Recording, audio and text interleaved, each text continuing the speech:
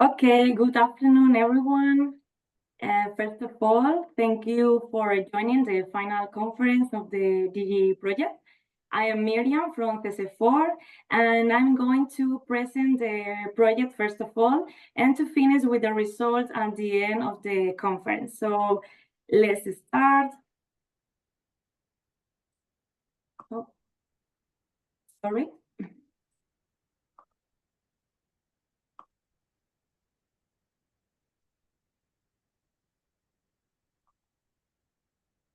Okay, project's name is Tools in Ecologic Nature, Farm, Cultural, and Gastronomic Tourism in Rural Areas.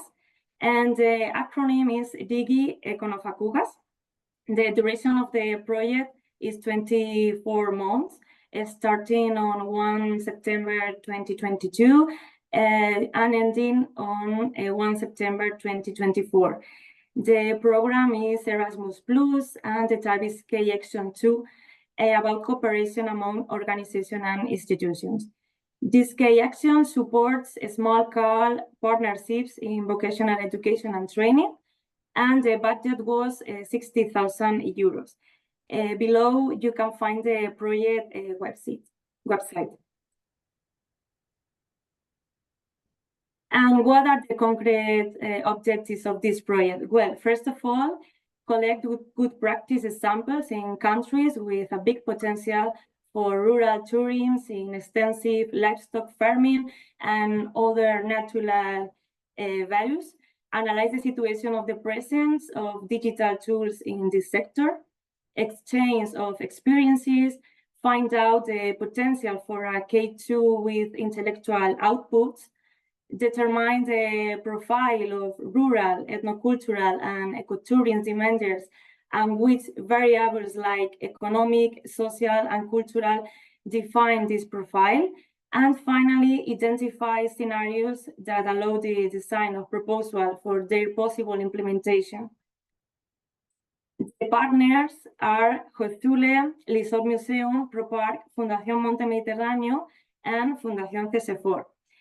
First of all, about Hoeztule, they are from Austria. It's a university college for agricultural and environmental education.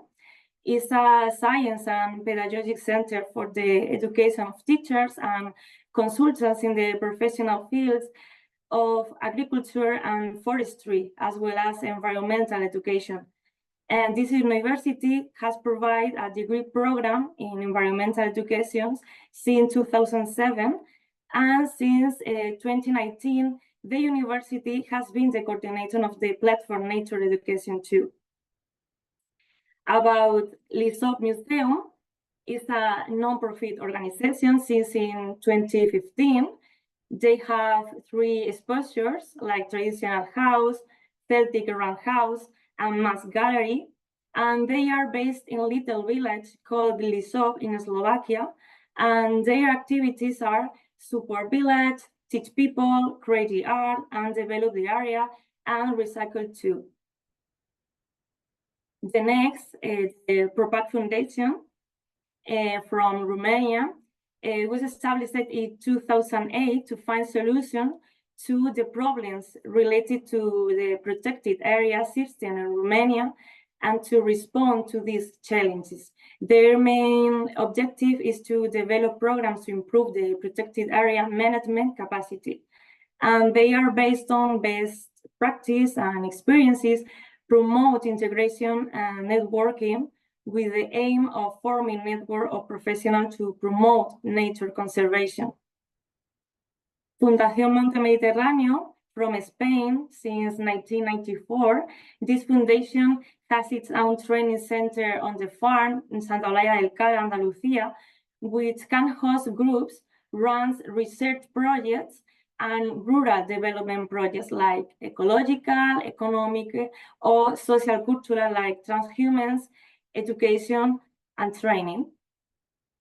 And finally, Fundación CC4 from Spain is a non-profit private organization since 2003, and they contribute to the sustainable development of the forestry sector. One of the objectives is to promote forest products through the use of the pioneer but easy to use information technology. Different IT projects based on open source technology are carried out to help in planning and management processes, marketing of forest products, etc. And finally, promoting the conservation of natural resources and the sustainability of economic activity in the forestry and environmental sector are the objectives of this Fundación, CC4. And why this project? The motivation for this project are rural tourism is an instrument to mitigate the population in rural areas and avoid the abandonment of agroforestry uses. Moreover, tourism is an opportunity for income for extensive farming, and tourism in rural areas has increased during COVID, and the profile of the tourists is different too. And finally, digital tools provide security and monitoring for inexperienced tourists in rural areas. And implementing these tools in rural tourism contributes to increase their digitalizations. But what to do? Well, first of all, describe the situation of rural tourism in each country. Visit a sample of good practice in different countries, format a manual. Detect and identify needs and demands, and elaborate ideas for an Erasmus Plus KA2 with intellectual output. Later, and to conclude the conference, I will present the results of the project. So see you later. Thank you. Thank you very much, Miriam, for this introduction. I would like to start with our presentations on good practice examples. And according to our agenda, Spain will start. Our speaker is Antonio José López. He is manager of the Nature Park, Sierra de Aracena. And a very warm welcome. Thank you for joining us today. And I will just ask you to continue, please, with your presentation. You need to turn on your microphone again, please.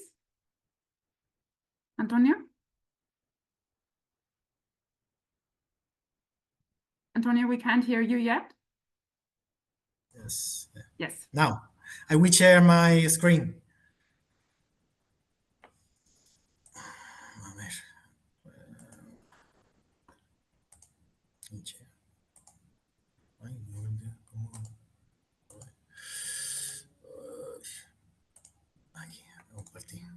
Now,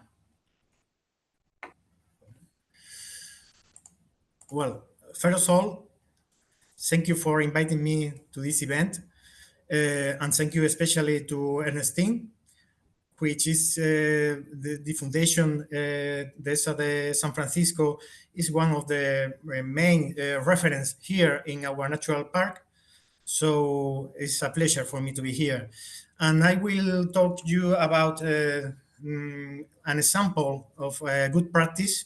And this is the add of the QR code to our sign markers in the whole natural park, Sierra de Aracena and Pico de Aroche. But first of all, let me tell you some brochures, some ideas of our natural park. Our natural park is Sierra de Aracena y Pico de Aroche, which is in the corner, the west corner of Andalusia, in the south of Spain. We share a border with Portugal and other regions of Spain. Our natural park has a surface of 180,000 hectares, which is the second largest natural park in Spain, but has a special characteristic, which is that mainly all the surface of the natural park are owned by private owners. Around 95% are private properties, which this is a challenge for the management of the natural park. but it's also an opportunity to share the experience with people who lived here in the territory. It's important to say that here in Aracena and Picos de Aroche, people still live here. We have people who take advantage of the resources. There are many properties. There are properties which are huge, maybe 1,000, 2,000 hectares, but the middle range of surface on the properties are maybe 20 hectares, 200 hectares. It's very mixed kind of typologies of surface. Another important characteristic is that nevertheless we have many private properties. We have a wide range of tracks, of paths, natural parks, natural trails that go over all the territory, which has the origin in the Middle Age, because there are many towns in the national park are very well connected in trails, natural trails. Our main characteristic is the vegetation is typically Mediterranean vegetation, but we have also some places where we have Atlantic or Mediterranean Atlantic vegetation with Mediterranean influence. Let me tell you also something about the organization of the how we in Andalusia we have distributed the natural. Yes. May I just interrupt? We're still seeing the first slide. Is that on purpose, or are you clicking? No. This you see also only the first slide. I don't know if I'm the only one, but I'm only seeing. No, I have many.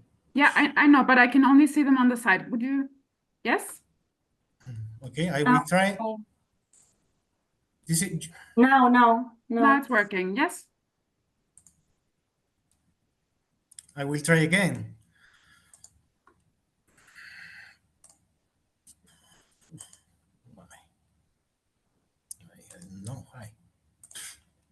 I don't know why.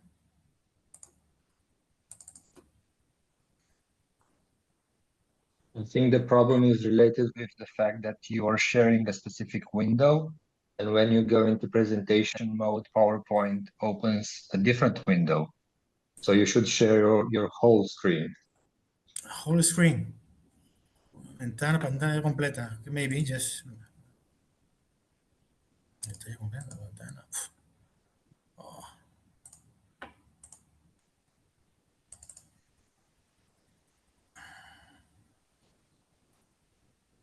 You see this now? Now? No. We see the File Explorer window. I will try with another, with Chrome, maybe, because. Oh, sorry. That's okay. Just try to double click on it on your presentation. What? Can you open the presentation? Yes. Okay. Do you see your own presentation? Yes, I see. I see my presentation. Okay. Click again on the share button on the green one. And share the presentation. Now? No, unfortunately.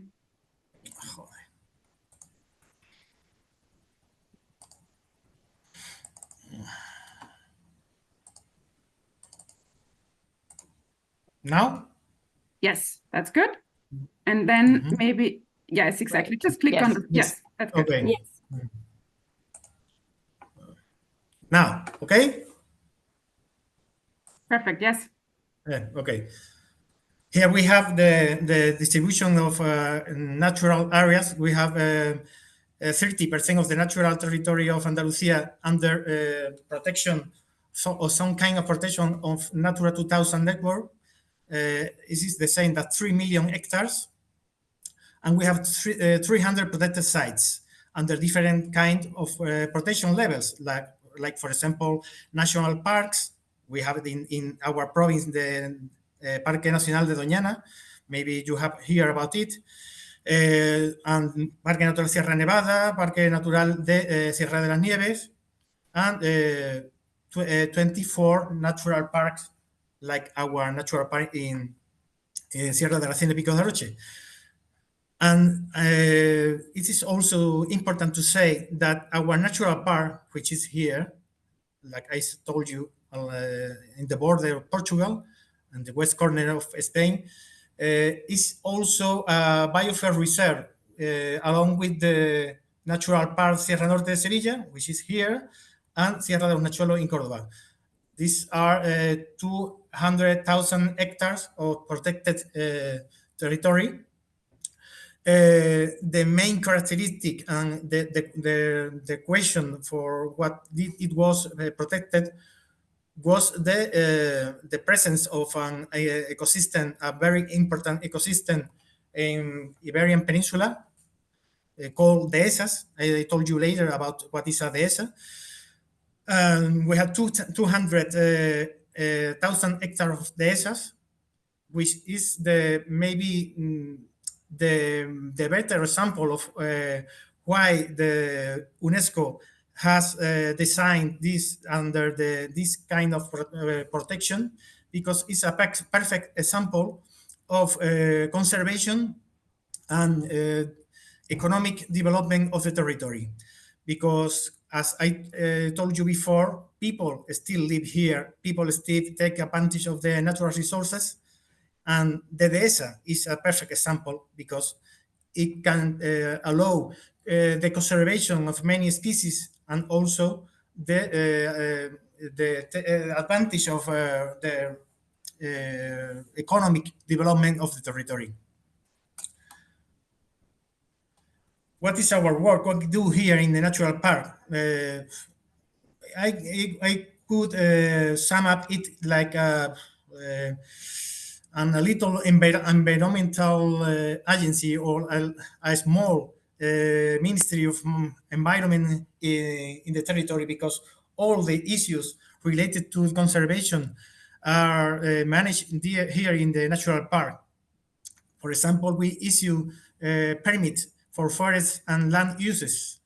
We make every activity which is made in the non-urban territory has to be informed or reported by our office, our bureau. Of course, we have to take care of protected and endangered species. We have many endangered species here. We have 20 species of interest, of European interest in our natural park. We manage and have many facilities of public equipment. And of course, we manage public properties. We promote sustainable development, principally according with the institution which work here and the local entities. And last but not least important is raising awareness, principally focused on young people, school, on high school. We prepare every year many activities related to education and awareness of environmental issues. You have to click on the next slide, please. So, you have here. You see here the next slide. No, we only see. Yeah, Here. I think Oye, el you have to kilometraje que manually nosotros click. pagamos Right. a los trabajadores es el estipulado, ¿no? ¿Cuánto es? ¿Cómo? Do you see here the rainfall patterns? 26 céntimos por kilómetro. Vale, gracias. Do you see the rainfall patterns No, here? we don't see the rainfall patterns. Joder. We're still on slide 3. Yes, that's the one. Thank you. Now, Yes. this you see this slide? This is rainfall patterns, and I think Okay. I will try to do that. No, I will not change the whole screen. I will do it here from seeing this screen. So we have here the natural park, and you can see if you compare with the rainfall pattern in England, you see that in the middle, in the center of the natural park, the same that in Wales. We have 1,000 millimeters every year of rainfall. The question is that we have also a very high level of evaporation. So for that, we have not the same landscape that in Wales or in England. But it's very, very wide because the range is very wide, because in the middle in the center of the natural park, we have high level of precipitation of rainfall, but in the periphery, we have maybe 600 liters. Now you see the habitat of community interest now, you see? Yes, thank you. Here we have we have 20 habitats of community interest in our natural park.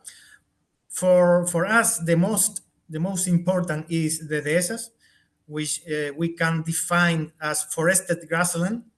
Is the result of the intervention of the people in the territory during ages, during centuries, cutting trees and clearing the forest in order to allow the light, the sun enter in the ground and to have grass for the cattle and the livestock. But we have also the Mediterranean forest, cork oaks, elm oaks. The important question here is that if we abandon the dehesa, it will be again Mediterranean forest maybe in a 20 years. In 20 years, the dehesa will transform again in a Mediterranean forest if people don't could have cut off shrubs and bushes. Here we have again also another ecosystem which is very important, the chestnut trees forest in the middle of in the center of the natural park, and of course riverbank forest, principally which is represented by alder trees. The dehesa, I told you, is very important for us because it allows people still living and taking advantage of the resources, principally with livestock, cattle. For that, we have the Iberian pig, which is the better example of the advantage of the resources, natural resources. And it allows also the conservation of many important species. It's a multifunctional system. Dehesa is a multifunctional system which need the intervention of people. Here we have many species representative who live in the dehesa. For example, the red kites, the black storks, black vultures, and also many species, hunting species, which allows the economic improvement of the territory. Well, talking about the best example of good practice, here we have what we have done in the last 2 years. We have an investment of almost 200,000 euros in implementing the QR codes in all the markers and signs in the information markers of the territory. We have 24 signposted paths, and in every information board at the beginning of the path, we have, of course, the map, the information, and also a QR code, which lead you directly to the information page of our natural park. It's important to say that we have our guide, our own, we have a guide or instruction of how has to be the markers in the whole Andalusia. We have the same kind of information markers in the whole region. Here you have for example, here in the information on maps panels, we insert here the QR code. We have in the last 2 years set 50 maps with this information, and the QR code leads you to the Ventana del Visitante. Ventana del Visitante is the web page of the natural parks in Andalusia. And we have the information in several languages, for example, in English, in Spanish and English, in French, and in German. All the information of current information, current activities, publication, and of course, the information of all the tracks or the trail of the natural park. For example, this is an example of one signed posted trail, Yacimiento de Castañuelo, which you can find the information of the map and also the information in the text with all the information in English. I think that is a step forward in the improving of the condition of our natural park, and it gives the information to all the visitors of our natural park. It's also important to say that we have not only 24 trails, that we have a visitor center where you can find all the information of the natural park, and three recreational areas. So thank you very much for your attention. I'm sorry for the problem I had with the screen. I hope you have any question. No, I don't know if we will have the question at the end of the activity or now, when you want. Thank you very much. Thank you very much, Antonio. Thank you. If there are any important questions, please ask right away. If not, then we will have a Q&A session after all the presentations. Maybe you could stop your screen sharing. I will stop it for you, so I can see if anyone's raising their hand. Doesn't seem like it right now. Any important questions? If not, we have some time at the end of the presentations. Okay, thank you very much. Thank you, Antonio. Maybe there will be some questions later on. Our next speaker is Bogdan Papuch from Romania. And please forgive my pronunciation, but I think it's Vanatori named Nature Park Visitors Infrastructure, and he will give us an insight into the infrastructure that has into the infrastructure of the nature park, which has gone in significant improvement through the years, and some examples on how that's worked so far. Thank you. Do I see you, Bogdan, already? Yes, Okay. Stephanie, the pronunciation was very good indeed. Congratulations on that. Okay, let me share my screen and let's check if the presentation works. So I will share the whole screen. I guess you already see the presentation, and I'll go into presentation mode. Do you see how I change the slides? Yes, it works perfectly. Perfect. Thank you. Perfect. Okay, so I will present you the outcomes regarding the visitors infrastructure from one of our projects with a special focus on the visitor centers, because that's where we included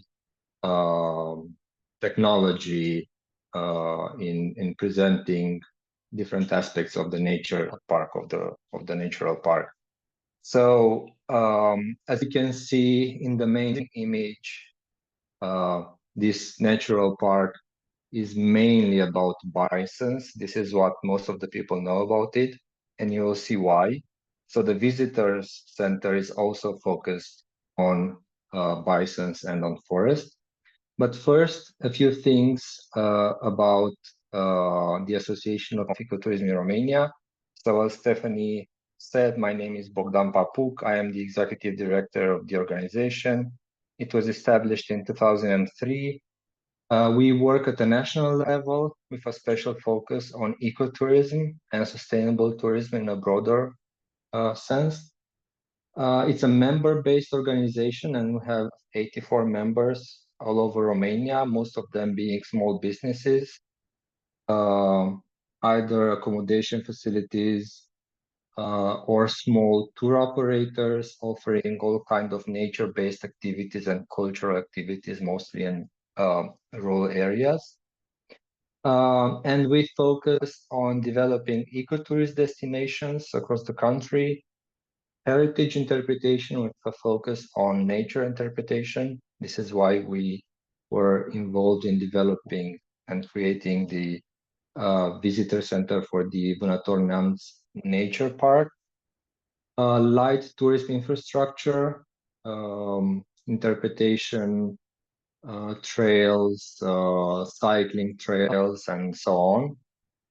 Ecotourist certification. We run certification system in ecotourism, and on marketing, either for internal market or for the European market.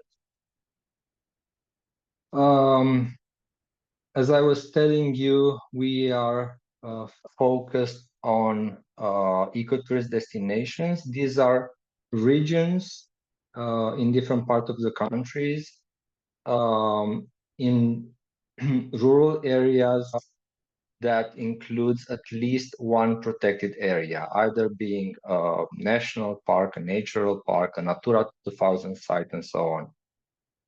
So the area where we created the visitor center is in the northeast of Romania. It's called Bison Land, and it overlaps more or less the Vânător Neamț Nature Park. So a few things about the protected area, about Vânător Neamț Natural Park. It was established in 1999. It covers an area a bit larger than 30,000 hectares. It includes two biogeographical zones.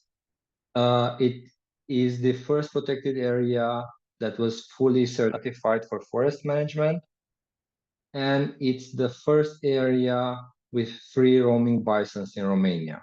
In the meantime, there are other areas with free roaming bisons, but this was the first one. And now they have about 80 free roaming bisons split into different herds. I guess there are 2 or 3 herds. I'm not sure about this. And the ecotourist destination, which is known under the name of Bison Land, they promote the area as the place where legends and bisons meet, because this area is full with legends and stories and historical events. It was certified as an ecotourist destination by the Romanian Ministry of Tourism. It was included in top 100 sustainable destinations by Green Destinations. It includes the second largest monastic community in Europe after Mount Athos in Greece. And it has the oldest salt exploitation in Europe. It's a well with really salty water. A few images from the destination and from the natural park. So it's an area full of history with fortresses and paleolithical sites and so on. It has free roaming bisons, lots of small museums, mostly about different Romanian writers. And it has around 27 monasteries and hermitages all over the destination. So this is why I was telling that it has the second largest monastic community in Europe.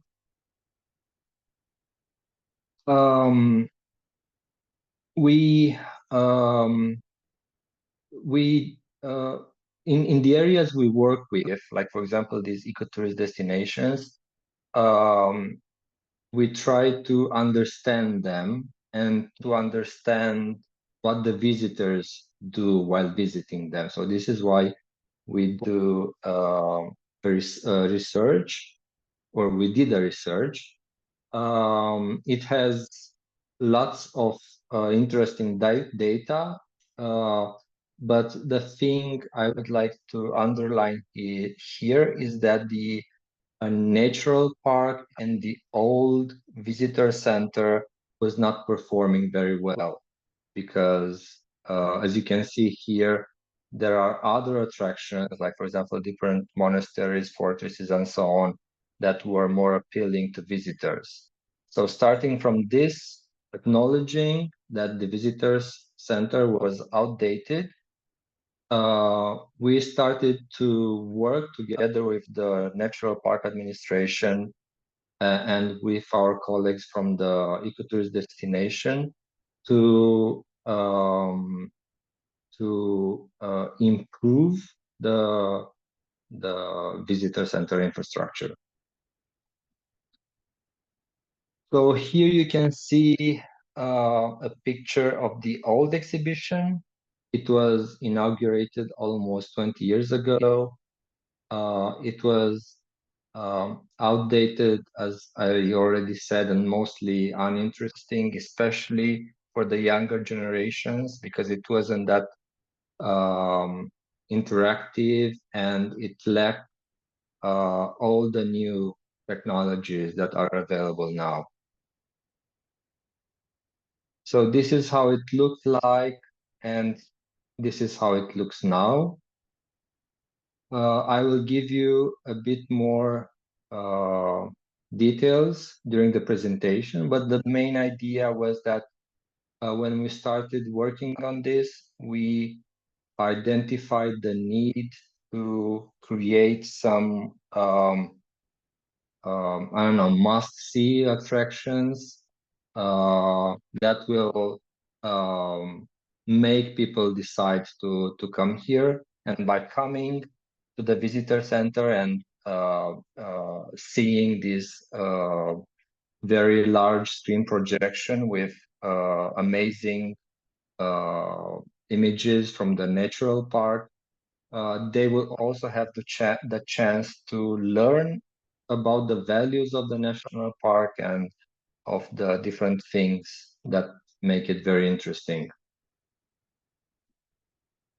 This is another picture of the old exhibition, and this is how it looks now.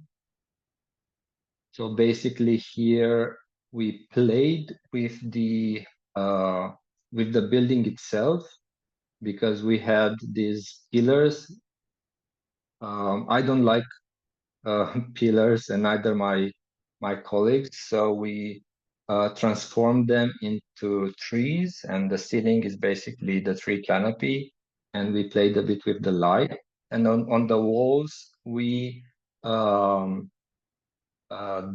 we dive into the history of the area, because I was telling you already that it's very rich, full of events, and we created a timeline of different events, and by this we also created a connection with the local community. Now, in order to reach this point where we had the new visitor center, our intervention in the area is over 10 years old. So we started in 2014, working with the ecotourism destination. And then 5 years later, in 2019, we developed a concept for the new exhibition without having the funding for building it. 4 years later, we secured the funding, and it took us 1 year to tear everything apart and creating the new exhibition. So now the new exhibition was inaugurated at the beginning of June, so less than 2 months ago, but it's only partially done. We still have a bit of work to do, but the project is over. But we have, or hopefully the funding will continue starting from November or December this year, and we will manage to finish the exhibition at the beginning of next year. So just a few details about our intervention in the last year. So we had to detail the concept that we had since 2019. And then we start working on designing the information boards and the interactive screens and all the games and the infrastructure we put inside. We did extensive renovation works. We worked on creating the text, on copywriting and graphics. And then in April and May, we installed the exhibition with everything in it. So these are a few pictures during the renovation works in different stages. As I told you, we teared everything apart, so we took everything out of the old exhibition. We did renovation works, and then we started to install the new exhibition. So the new exhibition includes, for example, VR goggles, or goggles, I guess. And we through these goggles, you can see what 4 animals that are representative for the park. So you see a video from their perspective, like for example, the lynx, the salamander, the bison, and at the same time, there is an audio giving you some information about each species. We have this 70 square meter video projection screen with stunning videos, stunning images from the park. So this was like a hook meant to attract, to bring people to the visitor center.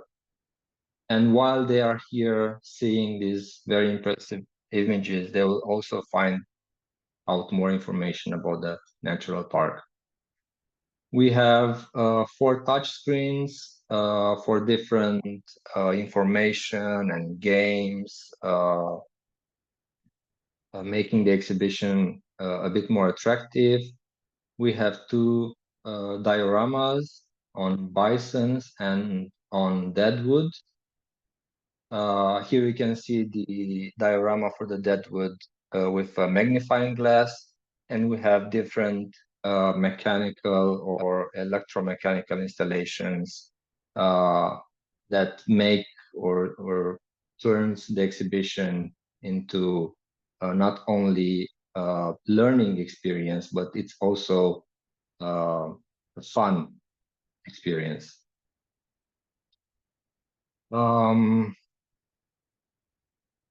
Yeah, so the project was very short, just almost 14 months long. So this made it very challenging, especially because of the level of intervention in the building and creating the new exhibition. The total budget of the project was 800 100,000 euros.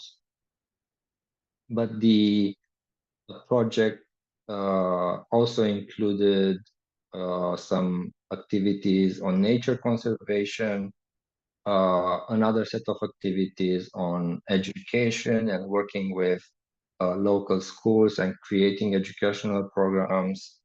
And we also developed other kinds of visitors infrastructure, like hiking trails, a playground near the visitor center, a wooden deck for observing the bisons in the acclimatization enclosure. So the visitor center itself was, or the amount for the visitor center itself was roughly a quarter of the total value of the project. Long-lasting project outcomes. So our aim was to transform the park into a model of conservation by promoting natural processes. The park becomes an engine of sustainable development of the area for ecotourism. For example, with the visitor center, we created a new attraction in the area. By creating a new attraction in the area, this will eventually make people stay longer in the area, spend more money with local services, and thus creating more benefits for the local community. So this is our aim when we talk about ecotourism development and sustainable development. And last but not least, changing the perception of the locals towards nature and the park. So this, the visitor center is also an instrument to communicate to the local community why the park is important, and this is also an opportunity for them to learn more about the protected area. So thank you very much for your attention. If you have some questions or important questions right now, I can answer them, or I will try to answer them. But unfortunately, I will not be able to stay with you till the end of this meeting because I have another meeting starting in less than 10 minutes. Thank you very much, Bogdan. Are there any questions from the audience? You may just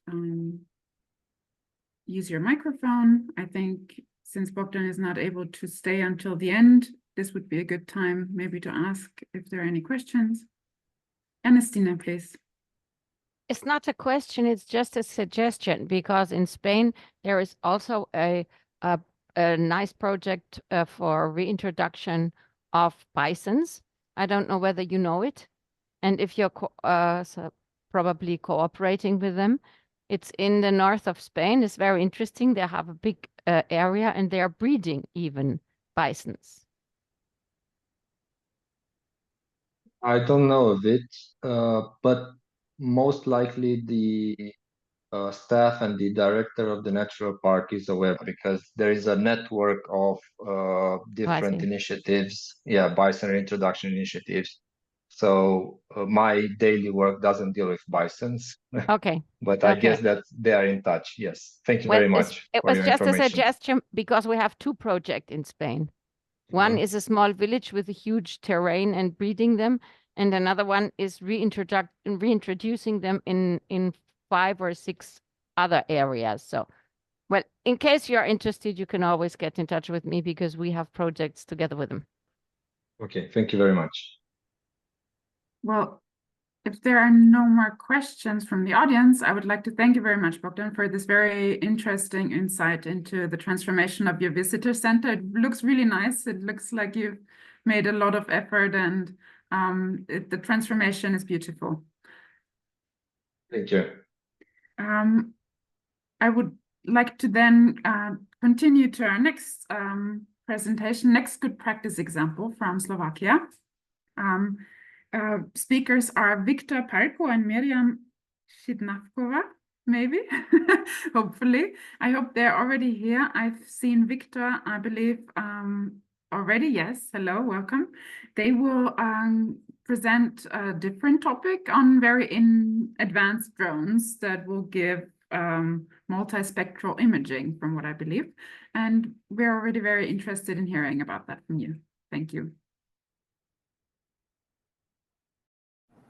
So hello everyone, I will start my presentation just shortly.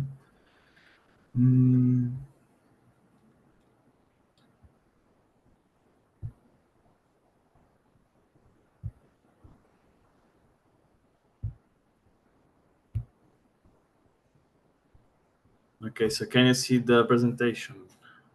Yes. Just a guess? Okay, perfect. So hello everybody.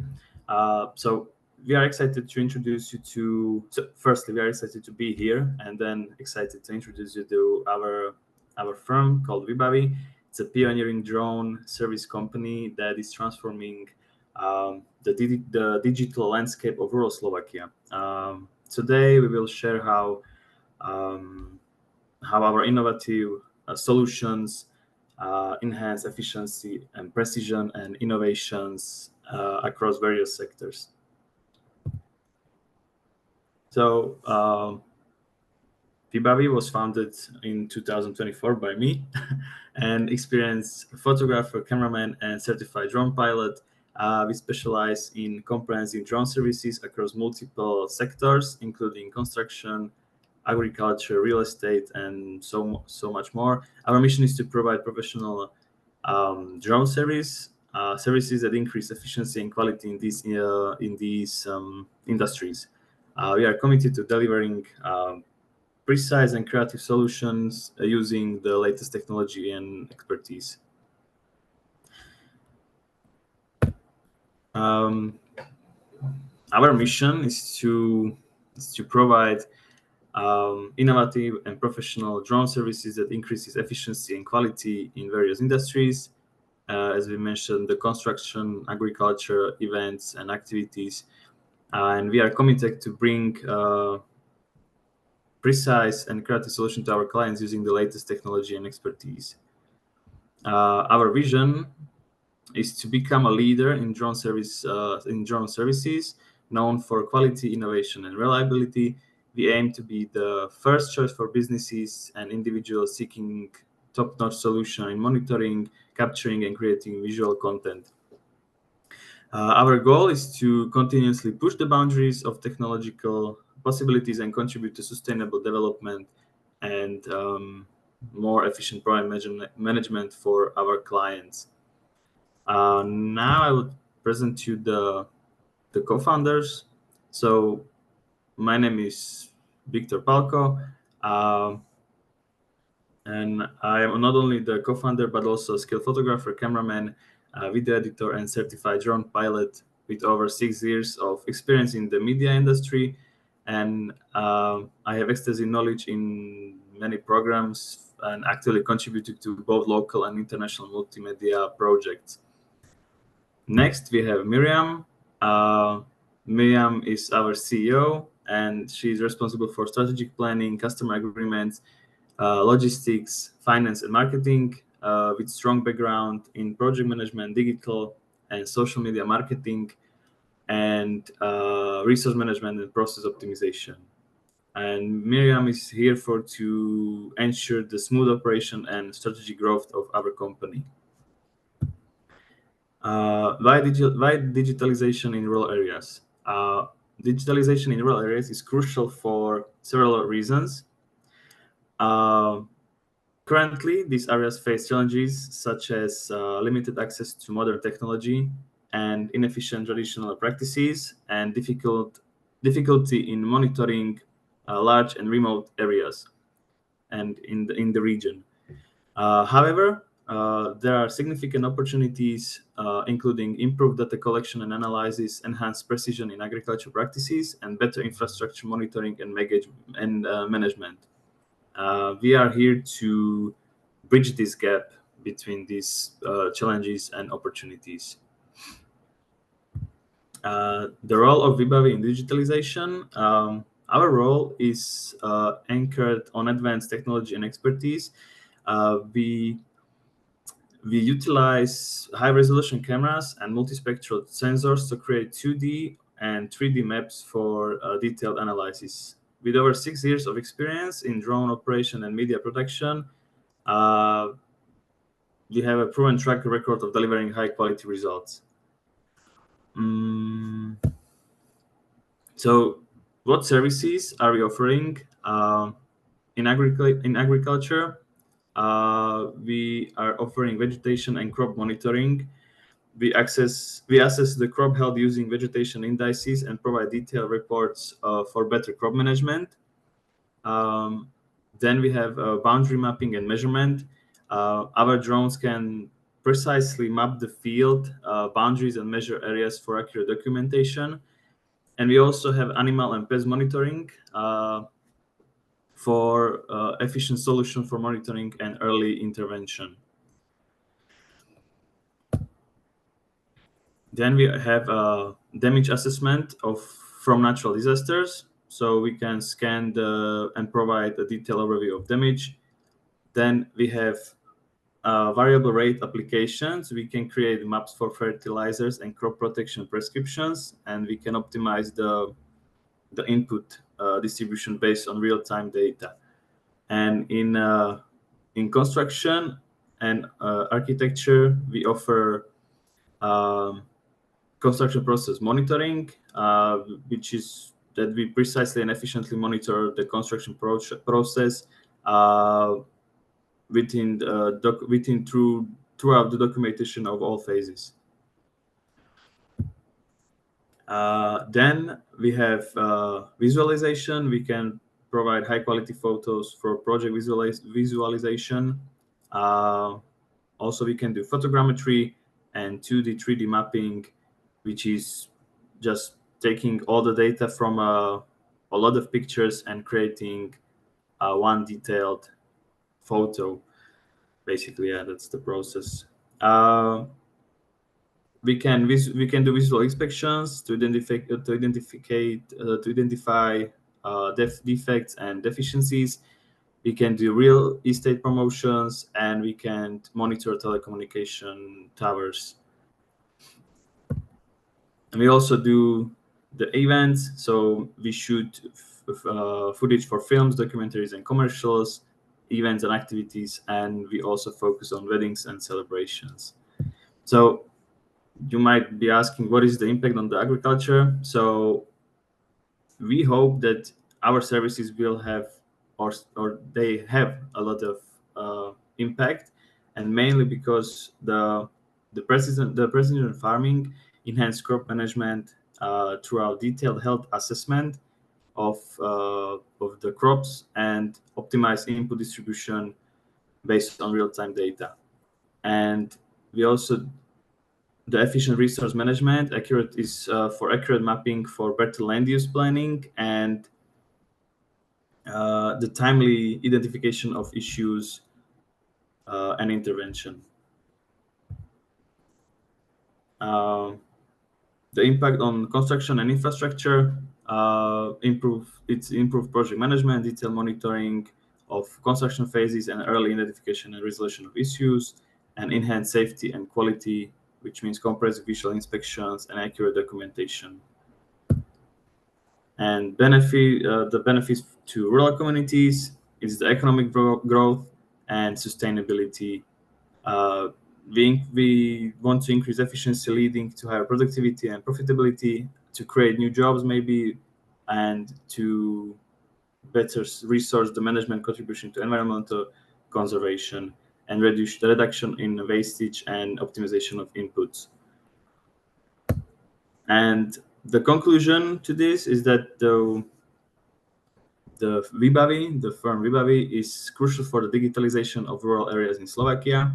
Our innovative solutions enhance efficiency, precision, and innovation across various sectors. We want to be the leading we want to lead to economic growth, sustainability, and improve quality of life in rural communities. And we invite you to partner with us to bring advanced digital solutions to rural areas and drive forward to the digital transformation of Slovakia. And that will be all, and thank you for your attention. if you have any questions, just feel free to ask.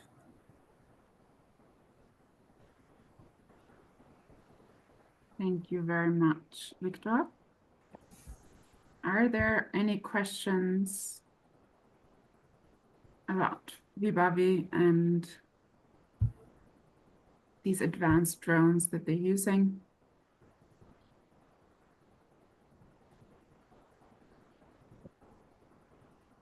May I ask a question, Victor? Yes, Yes. feel free.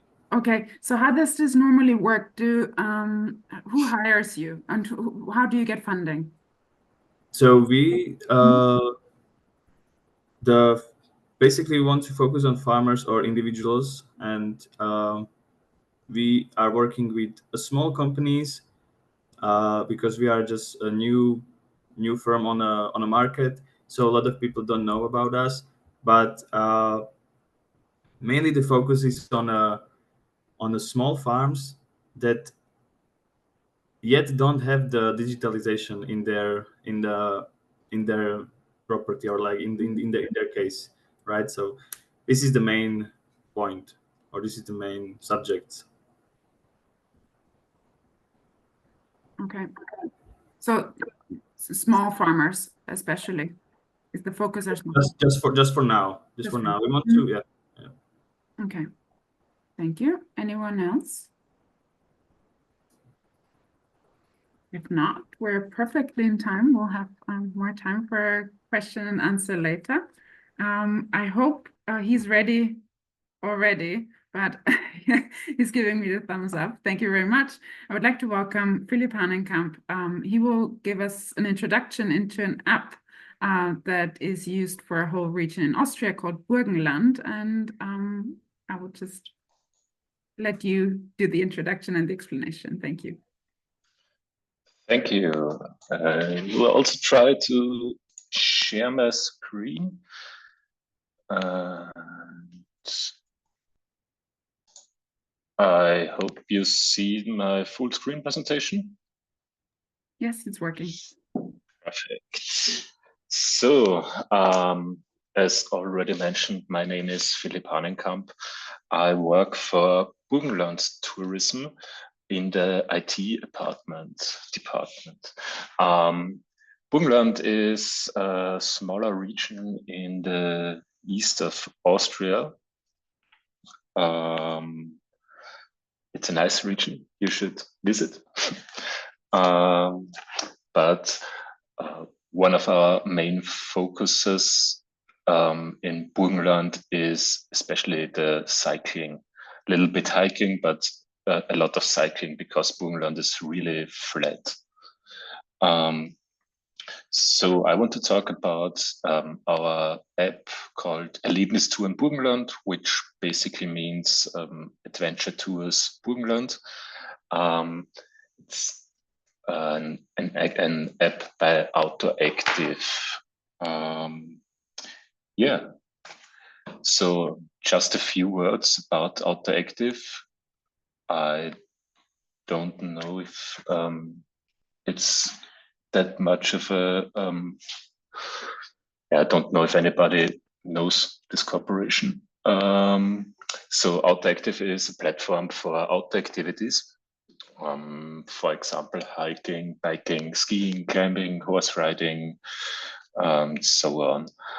Outdoor Active is very similar to for example, Komoot, if you know that. But Outdoor Active got more features for businesses like user administration or interfaces to other software and so on.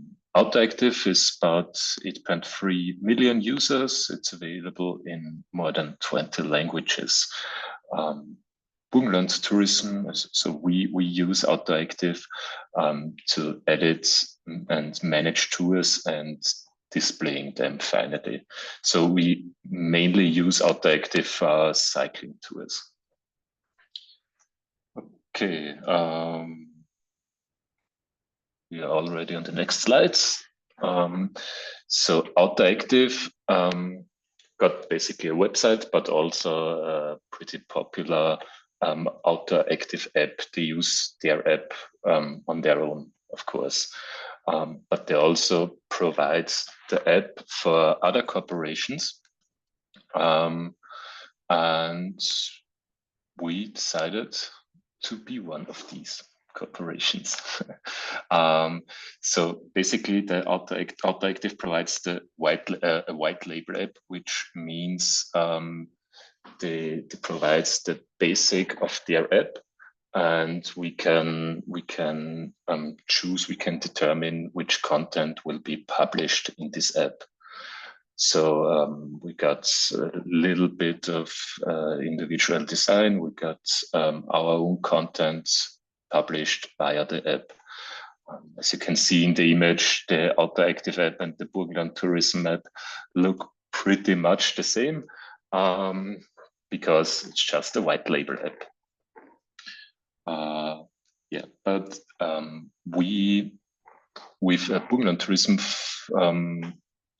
as we decided we want to make an app, we want to use an app, we searched a little bit and thought about how we will do this. So first we thought about programming our own app, because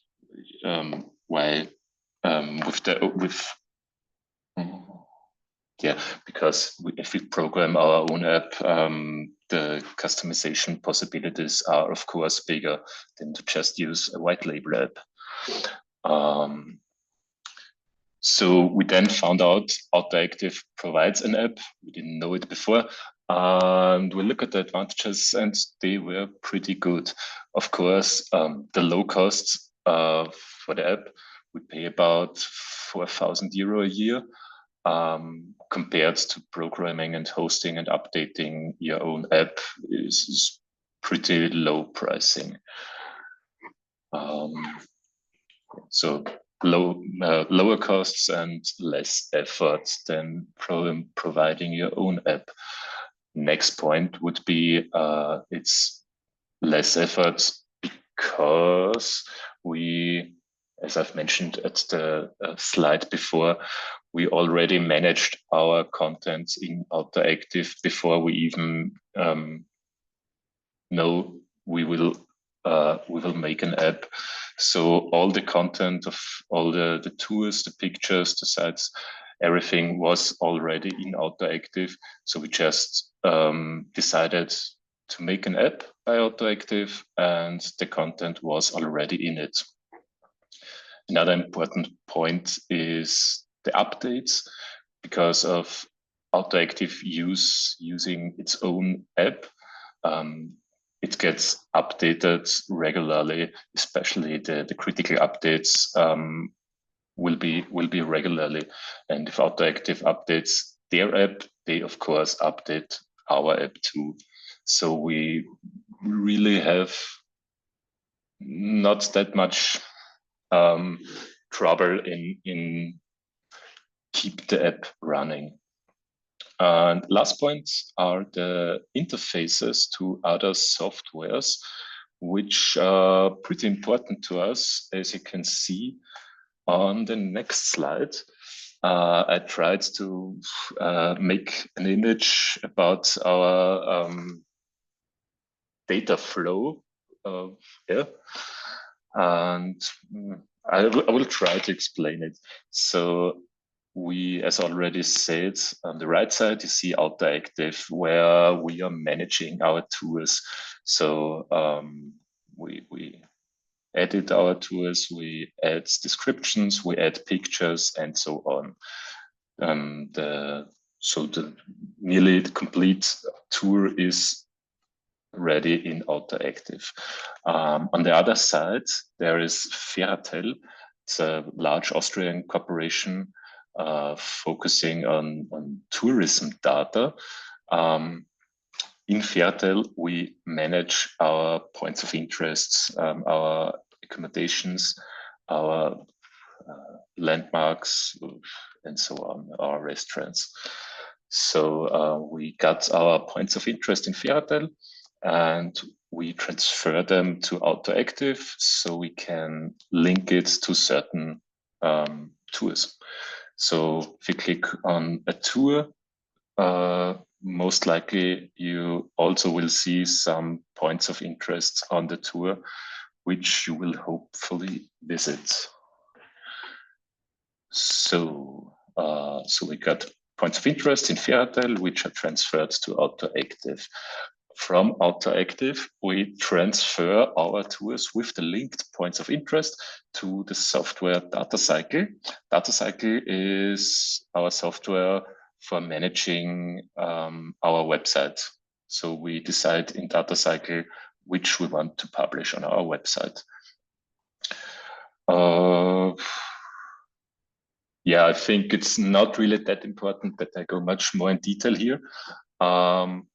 What's also what's important is that aside from the website, the AutoActive content will also be published on different other sites automatically.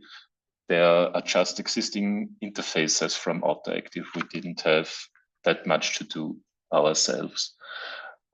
So it gets automatically published, for example, on Bergfax, on WLAN Tour, on AutoActive itself, of course, and and on, for example, the Alpenverein. So this whole structure was basically ready before we even decide to make an app. So this whole structure was there, and we just decide, yeah, we should make an AutoActive app. We just put it, as you can see on the right side up there. When it really was not that much effort to establish the app. So on the last slide, I just want to show you what can you do with this app. So it's basically, its purpose is to show you a map with the cycling tours and help you plan it or navigate on the tours. On the first screen, you see the home screen. Here we can, without relying on AutoActive, we can choose the content which will be published. We would choose content we want to push. We want to be seen by the guests. Next slide would be, next picture would be the menu. It's sadly, it's also it's only available in German, but there are some points like Radfahren, Wandern means cycling or hiking. These points can be, depending on which country is hosting the website, that the app, there can be other points too. For example, if a region in Western Austria, they probably will have a point with skiing or climbing or something like that. So yeah, besides the first 2 points, cycling and hiking, where you can view the tours, there are also some other points like accommodations and points of interest, which comes from Ferratel. And for example, you can also create your own sub-sites. For example, the point at the bottom, Burgenland card, it's some sort of discount card in Burgenland. And yeah, we just put all our Burgenland card members there, and now then you can see where you can use your Burgenland card. Third picture, it's just the basic feature, like the map with the planning feature and the navigation feature. And on the fourth image, you see my page, where you can manage your own tours, where you can track it, where you can publish it on social media if you want, and so on. So that's everything about the Burgenland app. Yeah, thank you.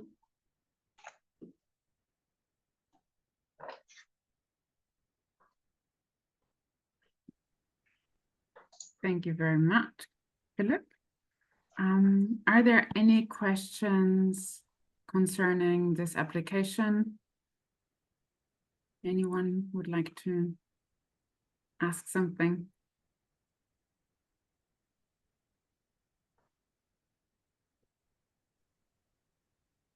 No? Don't be shy, you can just turn on your microphones. Ernestina, please. Yeah, I just wanted to ask a technical question because I'm a technical idiot and I don't know anything about this kind of things. I just wanted to know whether this was developed by you directly just for Burgenland, or if there is a basic app that could, for example, be translated or used or bought or adapted to other projects or areas or even languages. Yeah, that's one of the basic points of the Outdoor Active app. So white label app means they provide the basic app, and you can put your content in it, you can put your design in it, and with really less effort, it looks like you got your own app. Okay. So they will provide a lot, and pretty sure Outdoor Active is also available in Spain, I think. Pretty That's sure. the reason why we have chosen that project, because it shows that you can use technical stuff which is already available, and you can change it to all your necessities, and it can be used as well in Spain as in Austria or in, I don't know. This is very interesting just for us because we are in a national project that deals with tourism around transhumans.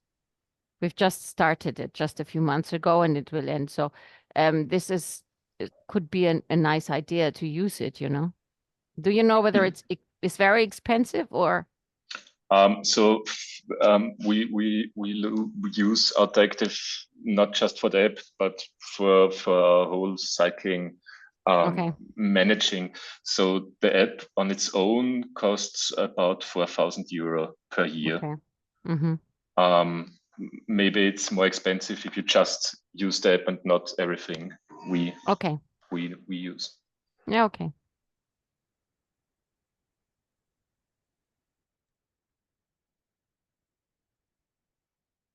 Anyone else? Any questions? Do you know, Philip, how many people make use of it?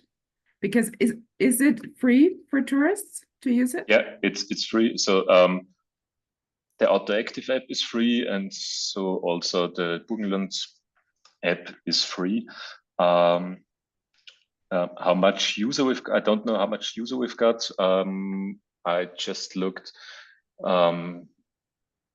beforehand how many site visits we got on one of our more popular cycling tours so I've looked on one cycling tour in the last season from April till October, I think, and there was about 35,000 clicks. So it's okay. Yeah, it's really okay. Yeah, I'm an active user of Outdoor Active myself, but I believe that there are some premium or pro. Yeah, but they are basically features that absolutely not necessary. No. And do you think there's a lot done in Burgenland, especially for the digitalization of rural areas, or could there be more? Just hopefully my boss will never hear this, but Burgenland is basically a rural area in its all, and yeah, I think over the years there's done a lot. Yeah. Well, Thank you then very much. I don't think anyone is upset if we don't use up maybe all the 2 hours, the full 2 hours. And I would, if there are no more questions, just pass the word, pass it back to Miriam, who will then present our outcomes and our results, the output of the project. And if we finish early, I think we can finish early. Thank you. Okay, thank you, Stephanie. I will share. Okay.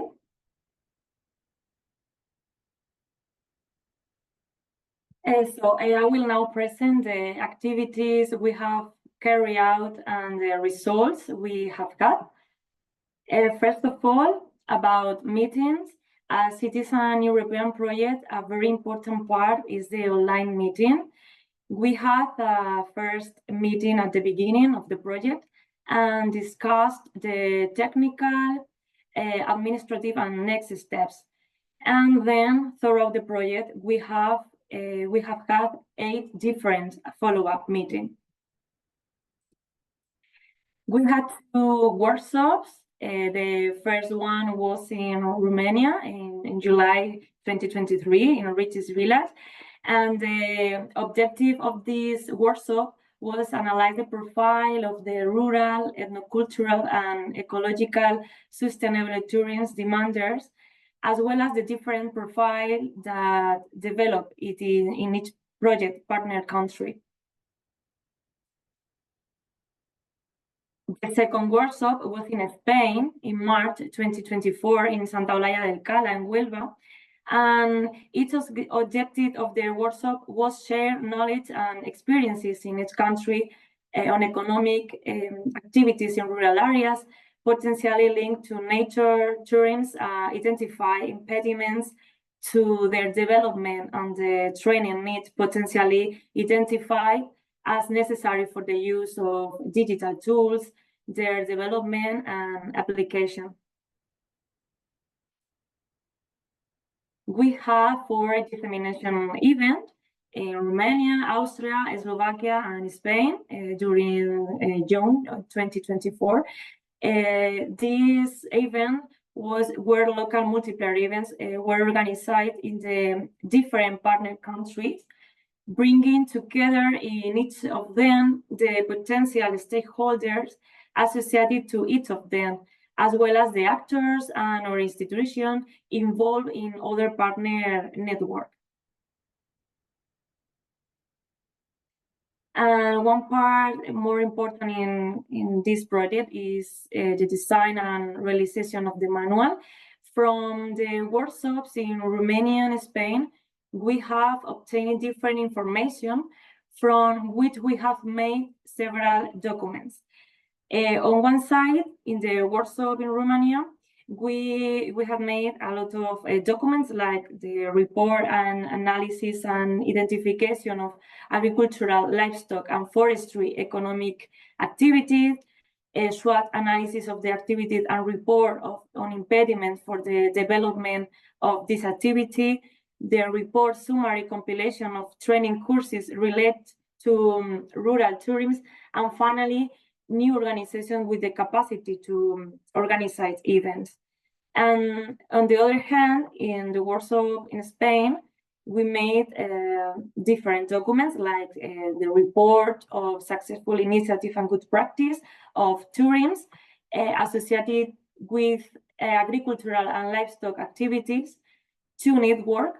The first network of developers of digital tools for rural tourism, and the second network of initiatives and good practice. And finally, the report on training needs and the need for K2 with intellectual outputs for the project. The aim of this project is the elaboration of a good practice guide containing a summary and citing examples of exciting digital tools in the file covered by this project. So we are now preparing this guide as the end of the project, which will include all this information and documents, and after justification, it will be published on the website. And that's all from me. Thank you all. I hope you like it and happy summer. Thank you, Miriam. Thank you especially to all our speakers who volunteered and who introduced us to these very good examples from different countries, which I believe are transferable to other countries and which will definitely, which we can definitely use for this project and also maybe for the future project. Thank you for your time. Thank you for preparing. Thank you for letting us, participate and get some insight into what you do and what you've already managed to do and put into place into your regions. Thank you to all the project partners for helping in organizing this, and I think it's been lovely to see you all today for this final online meeting. And of course, thank you for all the participants who took time out of their day to listen to this and listen to us. And we hope that you could that you can take away some interesting facts on how digitalization will maybe have a positive impact on sustainable tourism and how it can help to make a change.